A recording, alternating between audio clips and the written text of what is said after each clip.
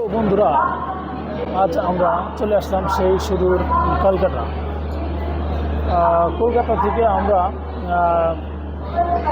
Ticket কেটে ট্রেনে ওঠার পর আমাদের মাঝ থেকে দুইটি রাত ও একটি দিন চলে গেছে। তারপর আমরা পেয়ে গেলাম ক্যালকাটা। এটা ক্যালকাটা রেল স্টেশন। এই ক্যালকাটা রেল স্টেশন থেকে আমরা আবার পাহাড়ের যে রেলগুলো চলে সেটা হচ্ছে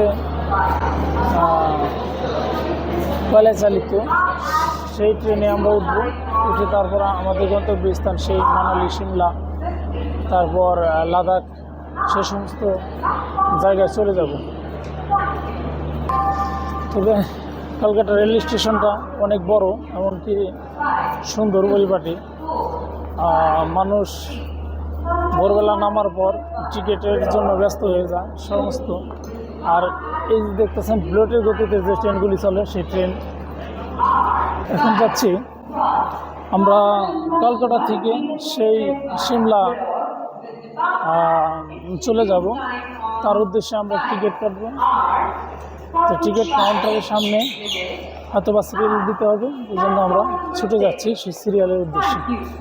জালাল ভাই সিরিয়ালে দাঁড়াচ্ছে, লাইন ধরে তারপর এখান থেকে টিকিট সংগ্রহ করতে হবে।